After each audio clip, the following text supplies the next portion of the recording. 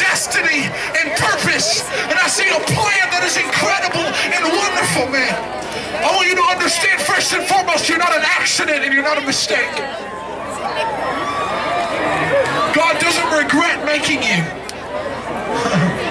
I want you to know, second of all, man, that your sin has not surprised him. Man, we sometimes teach in the church like God he's so brokenhearted and he's so upset and he's so betrayed by your sin. But friend, I want you to understand, he knew you were going to do it when he made you, and he still decided to do it just so that you might have a chance to come to know him.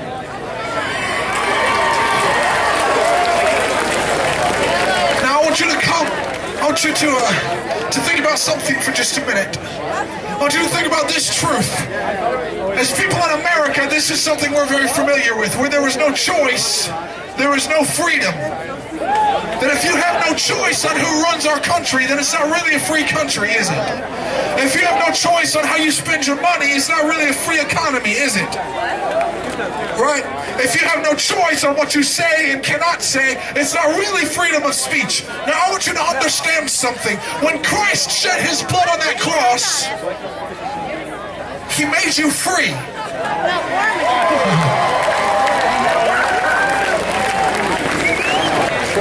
And I want you to understand the significance of that freedom.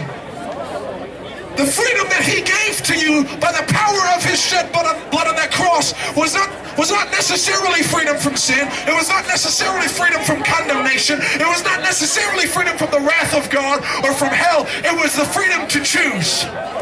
Because had he never died for you, every single one of us would have been doomed to an eternity in hell. But I want you to understand that what he gave you on that cross was not a free pass, it was a chance.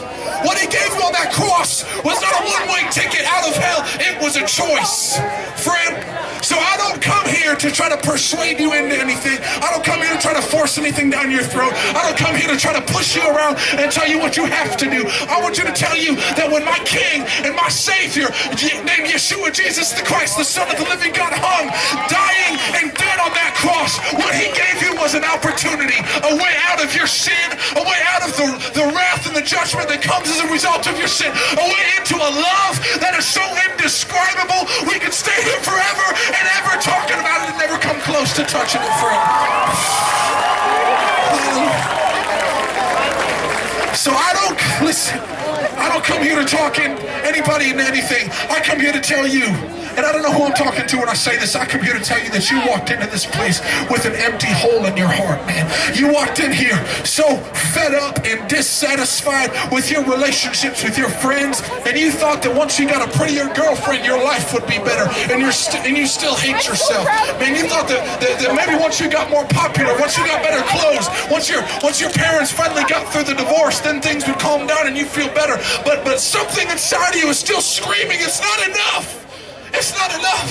Friend, I want to tell you that what that thing inside of you is a little voice telling you that there is nothing but the blood of Christ that can ever satisfy you. There is nothing but the blood of Christ that can ever save you. There is nothing but the blood of Christ that can ever make you whole. And what you came here looking for was not your new favorite band. It was not the best song you ever heard. What you came here looking for was not a new relationship, a new friend. What you came here looking for was not better social status. What you came here looking for was the King and the Savior to be made real and manifest in your life, and for you to be welcomed in to the kingdom of Almighty Yahweh God, so that he might open his arms to you and say, well done, my good and faithful servant. Friend, that's what you've been looking for. That's what your heart has been screaming for.